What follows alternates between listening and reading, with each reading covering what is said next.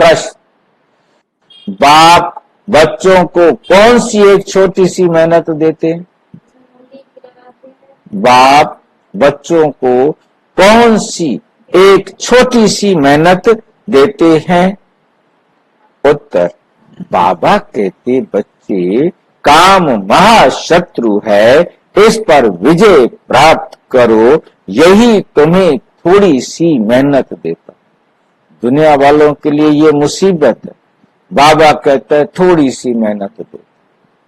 सारी दुनिया इसके पीछे लड़ रही है, घर घर में क्लेश हो रहे हैं, और बाबा कहता है थोड़ी सी। तुम्हें संपूर्ण पावन बनना है, तुम्हें संपूर्ण पावन बनना है। काम तो एक छोटी सी बात है, इसके बाद भी बहुत सारी बातें हैं।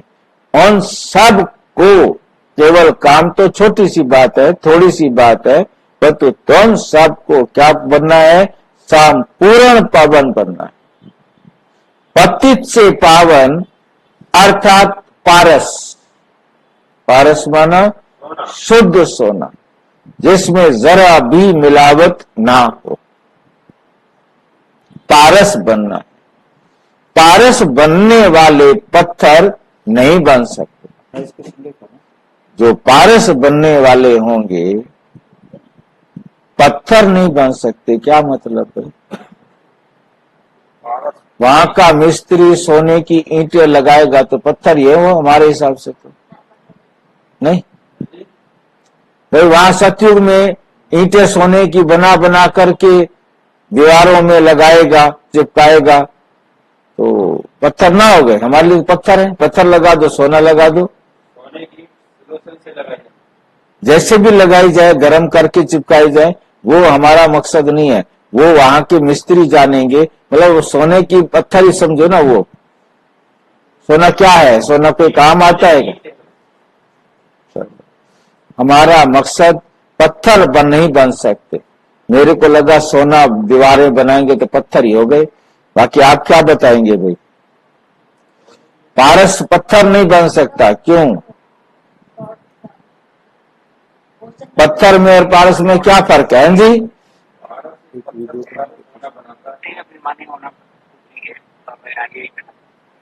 ये अभिमानी होना पत्थर बुद्धि है। कैसे लगा ये देह अभिमानी होना पत्थर बुद्धि है? यहाँ तो सिर्फ पारस और पत्थर लिखा है, कोई देह और आत्मा की तो बात ही नहीं की है। पारस बने आत्मा, आत्मा चाहे पत्थर बने, क्या फर्क पड़ता है? पारस भी स्थूल दुनिया की चीज है, पत्थर भी स्थूल दुनिया की चीज है। हाँ जी, पत्थर की वैल्यू नहीं है, सोने की वैल्यू है।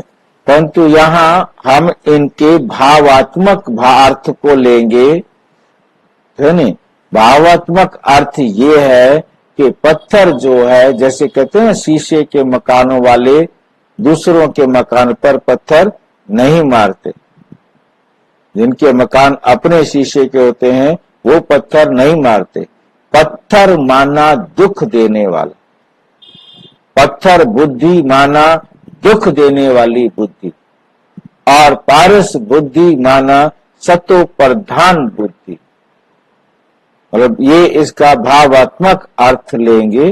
पारस बुद्धि अर्थात सतो प्रधान बुद्धि, पत्थर बुद्धि अर्थात तमो प्रधान बुद्धि। पारस बनने वाले पत्थर नहीं बनते। जो अपने आप को सोना बना रहे होंगे, सतो प्रधान बना रहे होंगे, जीवन में दिव्य गुणों को धारण कर रहे होंगे, वो किसी अवगुण को अपने जीवन में आने नहीं देंगे। पत्थर नहीं बन सकते। तुम बच्चे अभी गुलगुल बनो। तुम बच्चे क्या बनो? अभी गुलगुल बनो, तो बाप तुम्हें नैनों पर बिठाकर साथ ले जाएंगे। ये गुलगुल क्या होता है? बुलबुल तो पता है, एक पक्षी होता है, बहुत मीठी बोली बोलता है। गुलगुल क्या होता है? हाँ जी, क्या होता है गुलगुल? हाँ जी, गुलगुल गुल नहीं, गुलगुल कोयल तो नहीं होती भाई जी। आपने गुलकंद खाई है कभी? उसे उसे गुलकंद क्यों कहते हैं? गुलकंद मतलब फूलों की बनाई हुई। गुल बोलते हैं फूल को, गुल गुल गुलाब का फूल। ये गुलाब के गुलकंद बनाई जाती है फूलों की, है नहीं, गुलाब के फूल की जो है चीनी डाल करके गुलकंद बनाई जाती है नहीं। तो उसको इसीलिए कहते हैं क्योंकि वो गुलाब के फूलों की गुल गुल बनना है, मतलब गुलाब का फूल बनना है। एक गुल का अर्थ है गुलाब और दूसरे गुल का अर्थ है फूल। हमें गुलाब का फूल बनना है। तो बाप तुम्हें नैनों पर बिठाकर साथ ले जाए। जब हम सबको सुख देने वाले बन जाएंगे तो बाबा हमें नैनों पर बिठाकर साथ ले जाएंगे। अब बताओ, आंखें हैं नहीं, कैसे बिठाएगा हमें? मतलब बहुत दिल से प्यार से अपने साथ लेके जाएंगे। बाकी नैनों पर कोई किसी को बिठाता नहीं है। नैनों पर बिठाना माना अपनी आंखों से ओझल ना होने देना, हर टाइम अपने साथ रखना।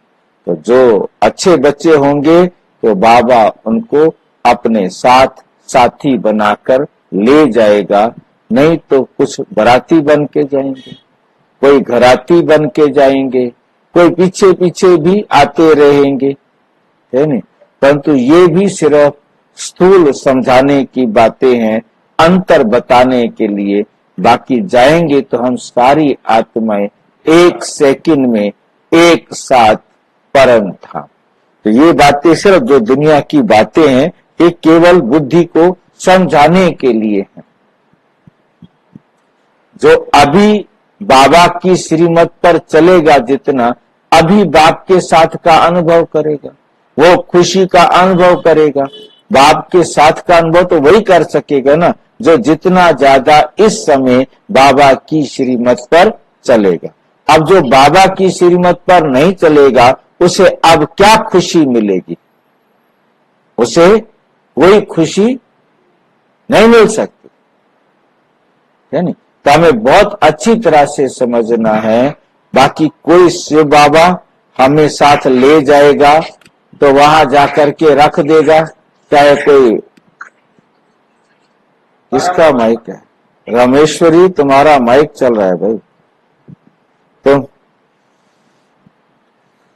अच्छा, तो कहने का मतलब है कि हमें बहुत अच्छी तरह से समझ लेना है कि हम बाबा की श्रीमत पर ज्यादा से ज्यादा चल के अब बाबा के साथ का अनुभव कर सकते हैं। नहीं किया तो फिर किसी भी कल्प में नहीं कर सकेंगे। परम धाम में तो चाहे 4999 साल रहने वाली आत्मा है, तो चाहे 1 साल रहने वाली आत्मा है, बाबा दोनों से एक संकल्प के लिए भी बात नहीं। चाहे कृष्ण की आत्मा हो, तो चाहे लास्ट 1 साल की आत्मा हो, जो 1 साल वहां रहती है। हाँ जी,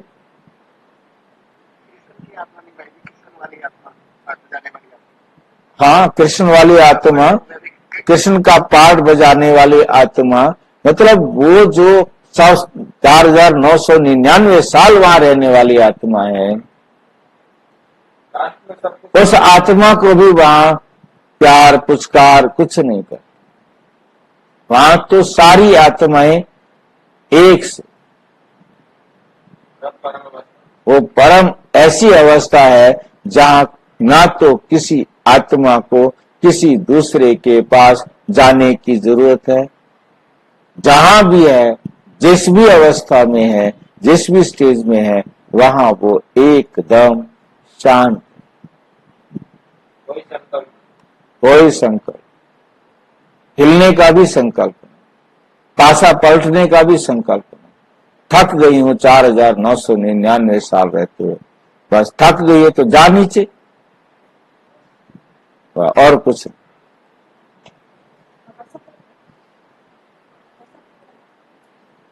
ओम शांति। रूहानी बाप, रूहानी